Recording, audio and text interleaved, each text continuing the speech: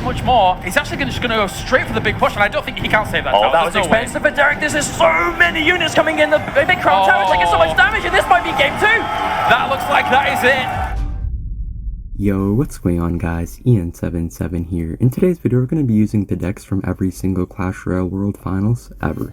So, hopping in the first match, we're going to be using the Jason deck, which is like a weird Hog Pump Giant deck. So, this is like really just the original like startup of esports inside of Clash Royale. I feel like this deck's actually even pretty decent even to this day, just because Elixir Collector got a pretty big buff and it has like a really nice synergy between the cards. But I think Jason won like around $10,500 with this deck, and he was like the winner of the Helsinki tournament, which was like the first real esports competition inside of Clash Royale. And yeah, I kind of remember it like pretty clearly. It does feel like very nostalgic to see decks like this, because I was playing for quite a long time. I wasn't really playing when the actual tournament happened, but I do remember seeing decks similar to this like way back in the day. So yeah, it's a bit nostalgic. And looks like we're going to be up against a Logbait deck right here. So the really nice thing about this deck is that he doesn't really realize what deck we're playing, most likely, so he's kind of like wasting the wrong cards at the wrong time. Like, he probably shouldn't have wasted that princess there, because it just gave us a super good minion horse. So even though he's going to defend pretty fine right there, he still had to waste like quite a few of his important things. I'm going to go with a set of prediction arrows here on his guards, but unfortunately he does make the smart play and just go with a rocket there. But still not the best for him, because now he can't really rocket any of our elixir collectors, so not really going to work out too well for him either way. And by the way guys, I'm going to make a viewer versus Ian video soon, and the winner, or like I'm going to face like 5 subs I think, and whoever beats me will get like $100. So feel free to participate if you'd like a chance at beating me for quite a bit of money. I'm going to have a community tab up giving you further instructions. And also, I think I'm going to be rating my viewers' hog decks pretty soon, so feel free to like submit some really interesting hog decks in the comments below if you'd like to be featured in a video. I kind of just want to interact with you guys a bit more using some of your interesting creations. And yeah, so I might even like use some of the viewer decks in mid ladder and just like see how they do, just for like a funny video. I'm about to graduate from high school on Tuesday, so I will definitely have like quite a lot more time to try out different video ideas, and I'm going to start uploading daily, as I said, so you guys should probably see a lot more interesting content on the channel. And I know I've been kind of like a daily uploads channel for a while, like not really daily uploads, but where I just get like quick content out, but I think I might start putting a bit more time into my content and kind of like switching it up a bit, just to make it a little bit more interesting for you guys. But I'll definitely still have like like pretty consistent content, but it might just be a little bit more in-depth sometimes, and like maybe different types of videos. And I'm not really sure if he can even defend right here. We have like a really nice set of arrows there on his guards, and honestly arrows really kind of carried us in this matchup, as well as the elixir pump, and that will be good game. I think just 2 more cards will bring him the poison and the victory. Sergio Ramos from Mexico is going to be your first ever Clash Royale champion. Takes it! Sergio Ramos wins! Alright, hopping in the next match here, we're going to be using Sergio Ramos' deck. So he was the 2017 world champion of Clash Royale. I think he won like $150,000 using this deck. So yeah, obviously going to be a pretty good deck if he was going to let all his, or like everything on the line be up to this deck. So yeah, I feel like this deck's not even that bad nowadays. It is a little bit awkward having like goblins in there, which aren't really too popular nowadays, but I feel like this deck still does have some use even today, because it's like pretty close to like what you might see nowadays. The only real difference is that it does have like goblins in it, and usually minor Pekka is kind of not really played too often. Usually it's like it's usually like either a minor cycle deck or just like a Pekka bridge spam deck. So it is a little bit of like a combo deck, having like some elements of everything, but I feel like it definitely is quite an interesting deck still.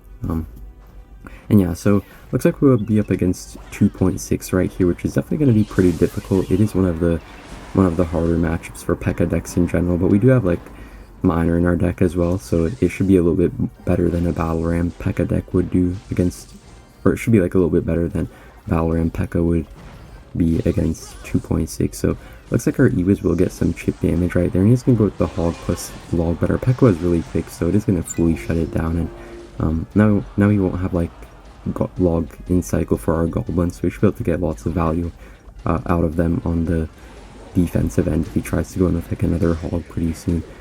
He's going to go with kind of an interesting cannon placement right there. I think our Pekka is going to die, unfortunately, before it gets to the tower, but I'm just going to zap just in case. Almost got a shot right there just from the zap, but not quite. So if you actually go with minions fast enough on a Hog Rider, you can actually like hold it just like a single hit on your tower, just like we did right there. And he actually went with the prediction log, but didn't end up hitting anything. So yeah, looking pretty good for us right here. So far this deck is holding up to its name, I guess, as the World Finals winning deck. And he's gonna go with like a really aggressive fireball on our bandit like that. Not really too sure why he's being so aggressive, but just give us like a free Pekka in the back right here. And we're probably gonna have to make some good double lane pressure, so I'm already gonna set up at Ewiz in the opposite lane just to make sure that we can have good double lane pressure. Alright, so looks like he will go with the Hog Rider right here. Just gonna go with minions, goblins, but he does actually prediction fireball it and kind of like miss half of the stuff, so not really the best fireball by him, I guess you could say. And we're kind of hovering the zap to zap away like some skeletons on it that he might use on our miner, but he didn't really go with it on our miner. He kind of went with it more in the middle, and Ben actually had a super nice dash in his tower. I guess he was kind of just like not ready at all for that zap that I went with on his cannon, so it actually allowed us to get way more damage on his tower. And he's going with like a Hog musky push right here. We do have to be kind of careful. His musket actually did like so much damage on our tower, but our miner just keeps chipping away right here, and just gonna poison as well, and looks like that will be a good game. And nothing to stop the Hog Rider. It's gonna get swing on the tombstone. That's it! Nobody is the first ever CRL World Champions! Alright, hopping in the next match, we're gonna be up against this guy, and the deck that we're going to be using in this video is going to be LCOP's Hog Rider deck from the 2018 Clash Royale League World Finals. So I feel like pretty much everyone recognizes the first two decks that I showed here, but I think like a lot of people actually don't remember some of these decks that I'm going to be showing up next, which is yeah, they're pretty interesting decks, but I feel like a lot of people don't really remember it as much because it's more of like the team format, so people didn't really attribute the decks to like one player. They just kind of remember that a certain team won, but they don't really remember like exactly what each player was playing or like won with. And it looks like in the first match we're going to be up against an Elixir Golem deck, so should be interesting right here. I feel like E-Drag will actually get quite a bit of value for us just because it's going to like chain on absolutely everything and kind of like stun his Inferno Dragon and do pretty well against his own E-Drag. So yeah, pretty nice defense right here. I suppose they're going to come down just in time, and honestly this deck isn't even that bad even in today's standards. It just is a little bit more defensive than Hog Rider decks would be nowadays, but besides that, it's still pretty like a pretty solid deck. You have really good defense, but maybe not quite as good offense without like an Earthquake or something in the deck. But I think we should be fine right here. It should work pretty well against Elixir Golem, and honestly I'm not even sure how much money they won in 2018 because it was like kind of a team thing, so it's a little bit harder to tell, but I'd assume it's kind of a similar amount to how much Sergio Ramos won in 2017. It's probably just like that, except like split between the entire team, so it's a little bit harder to tell how much each player actually won. And yeah, so I suppose it did get like a pretty big nerf ever since this deck was really good, but I think this is still quite a good deck just because Tombstone also got a really big buff, so it still ends up working out quite well. And I'm actually going to go with the Hog Rider right here just to make sure we get good damage on his tower. We have pretty good defense against him, but we also have to make sure that we're getting damage on his towers as well, just to make sure that we're not just like stuck defending the entire game. And he's giving us like super good fireball values right here. We do have to kind of watch out because his battle hero will probably kind of heal up most of his stuff. The only kind of problematic thing about this match is that the tombstones kind of just like feed his battle healers, so it's kind of messing us up a little bit by kind of just giving his units free heals and stuff like that. So not really the best for us right here, but you can see like also the Ice Spirit is going to do really well right here against those E-Barbs. Ice Spirit did also get a buff since this deck was pretty strong, but it may have also got a nerf at some point, so not really sure if it's like better or worse compared to where it used to be. And unfortunately we do have to go with a native there as well on his units, just because they would have kind of just stacked up on us too much right there. And yeah, it probably would have would have ended up killing our stuff and getting a bit of damage on our tower. So I'm just going to with an E-Drag here. I'm going to try to defend this time without using a Tombstone, just because I don't really want to feed the battle healer too much heals. And I think we're going to have to miss the E-Drag right here, just to like hit all the other stuff. We do end up hitting the E-Golem as well. I probably could have nadoed first and then went with the Fireball, but I think we should be fine right here, just because like killing all the E-Golem blobs in their smallest form gives us like quite a lot of elixir back, so we're going to be able to defend pretty well right here, just going with like a Tombstone the last second. And the nice thing is, like, if he tries to nado our Hog Riders, he can't really use the nado on our other units, so we're always going to be able to either defend super well or get like a ton of damage on his tower, so he has to kind of like choose which one he wants. He can't really ever have both, which is pretty nice for us right here. And just going to stack a double Ice Wizard right here. I'm just going to go with another Hog like this, just going to be able to apply a little bit of pressure. Don't really want to give him the full potential push he might be looking for right here. Hog doesn't end up getting a swing there, but our E-Drag is going to chain on his E-Drag, so we're able to defend pretty well right here. And kind of just like stacking a bunch of units at this point. His E-Golems are just like feeding us elixir at this point. We already have like 3 Ice Wizards on the map. New card, I guess. And Hog is going to kind of run past everything, and that should be a good game right here. Yeah, so he will defend the Hog, but just going to nado plus log in. Going to chuck a Fireball as well, and that will be a good game. Here we go. Does he pull the trigger? Yes, he does. One more time. Graveguard on the tower. Defensive poison this time. 293. That's it. That's going to be it. Team Liquid is going to be your champion.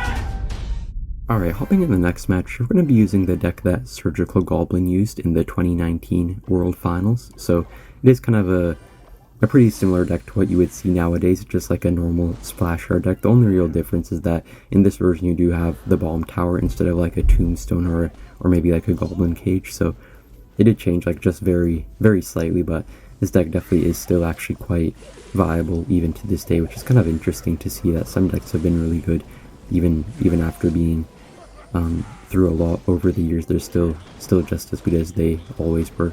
And the only kind of problem with having Bomb Tower in this deck is they do have really awkward cycles, so I think I'm going to go in with a Graveyard here in a second, even though it's kind of weird, like straight into his E-Giant. I don't really have any other play besides that. Okay, and this is kind of unfortunate that he does have Mother Witch here. I wasn't really expecting that, but I guess it does kind of make sense since Mother Witch did get a pretty big buff recently. I've seen quite a few more people using Mother Witch ever since the buff, so yeah, so like I was saying, like the only real bad thing about the Bomb Tower is that it does kind of make your cycle awkward. Like sometimes you can have like triple spell in your hand plus a Bomb Tower and you can't really cycle anything very well, so it can get a bit awkward. And he does actually have Mirror Mother Witch as well, so I'm just gonna send him the crying emoji right there. This is gonna be painful, but even though he does have really good defense against us using the Mother Witch, we do have pretty good defense ourselves, so I think we should be fine right here. And we're gonna get a really nice King activation off against the Mother Witch Pig. You can always activate your King Tower versus the Mother Witch Pigs, which is always really nice in quite a few matchups, because there are quite a few decks that tend to run Mother Witch nowadays, so I feel like it is really good to get those King activations off. And gonna get a super good Knight right there, killing the Bomber and also tanking for the Inferno Dragon. And yeah, so I don't really see any way for him to break through ever since we got our King Tower activated. I think we should be looking really good in this match. He's even going to go with the Mirror E-Giant as well, but we just have so much good defense. And I feel like Ice Wizard is just like so good against E-Giant because it just like slows it so much and it doesn't really allow it to ever get to your towers, so they can't really ever break through because they always have to like overspend so much like with the lightning just to kill your Ice Wizard. I'm not even sure what spell this guy has. He might have lightning or he might not even have any spell just because he does also have the mirror, so it might be replacing a spell. And he's going to kind of prediction poison right here on the Mother, which it does take a second to walk into the poison, but it is going to fall straight into it. Honestly, ever since poison got like the buff to where it slows units down, it's actually not too bad against Mother Witch compared to a fireball, because it does still finish off like most of the piggies, or at least allows them to be pretty weak after that. So still looking fine right here, even though he got quite a few Mother Witch Hoggies. You can see like we're always defending his Hoggies super well with the Bomb Towers as well. You can see like Bomb Towers getting so much value against his Mother Witch Hoggies. And just delayed there for a second on the poison, because I knew he'd probably try to switch up his Mother Witch placement right there. So he is still going to get quite a few Hoggies, but he did wait. I mean, he's still going to get quite a few Royal Hogs, but he did wait quite a bit, so it is going to work out quite well for us. And And I forgot to mention it, but I'm not even sure how much money this deck won, to be honest, because it was like another Team World Finals once again, so don't really remember any of these stuff, sorry about that, but I can assure you guys it's a ton of money, probably as much as like a house or something cost. And unfortunately the E-Giant did actually bypass our bomb tower. Didn't really expect that, because I feel like E-Giant pretty much goes towards your buildings no matter how far you place them, but it is going to be pretty fine for us, just because like this deck is super good on defense. Like, even if you make little mistakes like I made there on the bomb tower, you can always like easily correct yourself using like the tornado and like all of your other units, so you can always pretty much rely on one card or another in your deck. And our skeletons are going to get pretty good RNG on his tower there at the end, so you get quite a bit of damage. And I'm pretty sure he doesn't have lightning in his deck, because he probably would have used it already, so it is looking pretty good for us right here. And he's going to go with the Mother Witch in the back, so just going to give us a free poison on his tower. Not really sure why he went with it in the same lane that we're going for, but I guess I'll take it. And I'm just going to make sure to cycle our bomb towers really early right here against his E-Giants, just because I know that he's probably going to try to go with like really crazy and really big mirrored E-Giant pushes, so I'm going to have to make sure that we're cycling as many bomb towers as possible. And it feels like the bomb towers are just staying on the map for so long, especially the Ice Wizards are also getting a ton of value right here against all of his units. Going to get a really good poison off as well. I think I'm just going to NATO everything he has, just like all towards the middle, just allowing the bomb tower to like splash everything easily, and just the Ice Wizards are just like slowing down his entire push. I feel like the Ice Wizard actually has to be the MVP of this game, but also the bomb tower doing quite a bit of work, so that will be a good game.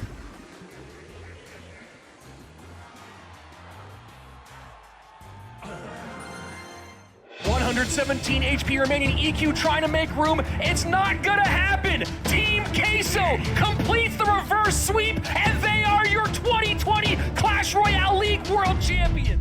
Alright, hopping to the next match, we're going to be using the deck from the Clash Royale League 2020 World Finals. And actually, this was actually Ruben's deck. He used it to beat Mortar in the World Finals. And once again, I'm not sure how much money he actually won, because they were working as a team. It was like Team Queso who won the entire thing, but I can assure you guys they won a ton of money. So you guys might want to try out these decks. And as we're kind of getting more towards the recent years, you guys can see that these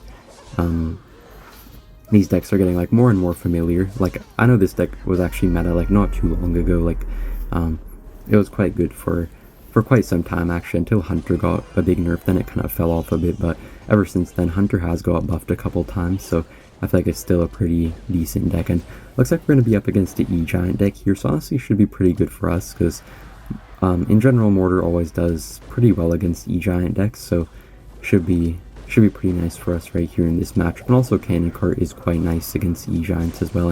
And somehow our Hunter did get one shot on the right side tower right there, and looks like he's gonna have a mirror E-Giant as well, just as the player earlier in the video had. So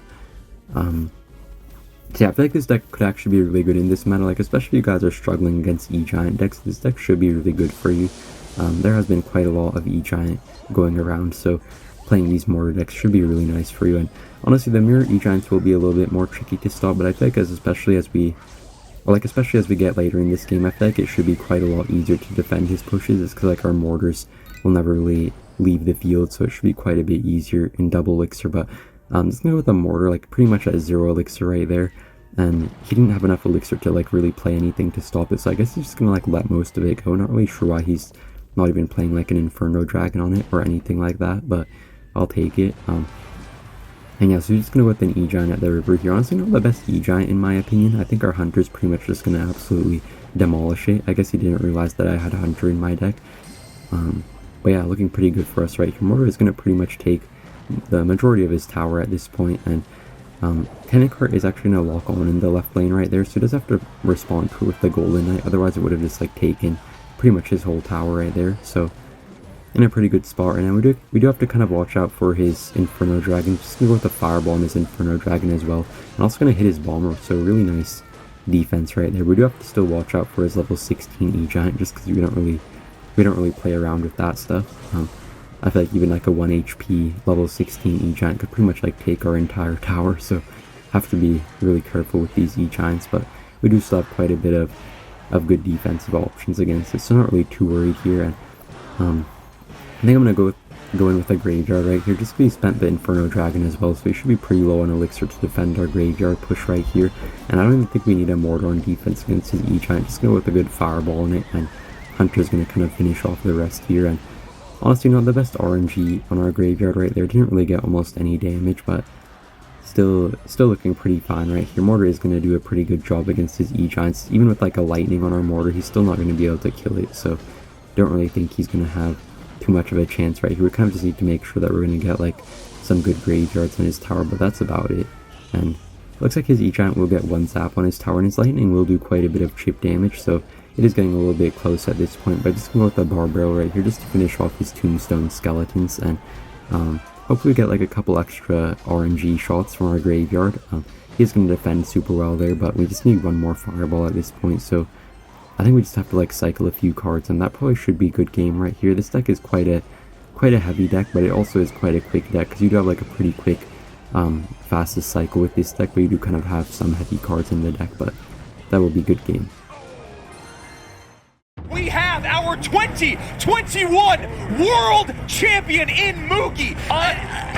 Unbelievable.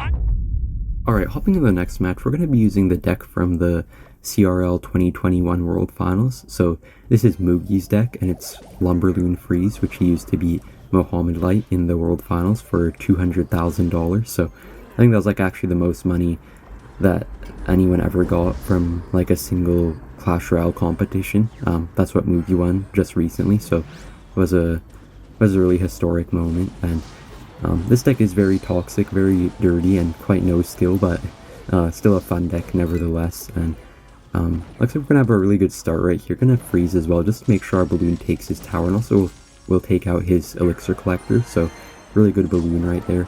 It looks like his Giant probably will take most of our tower right here. Not really sure if we can defend. Just gonna go with the NATO here in a second as well, just to make sure that we don't completely lose our tower. But he's gonna go with a level 16 Giant as well in the opposite lane, so I'm pretty sure we just have to give up our tower right here. It is gonna put us a little bit behind, just because he is gonna take probably our entire tower on the left and most of our tower on the right at this point, but not too bad of a spot right here for us, just because I feel like we should be able to defend pretty well in double Elixir especially.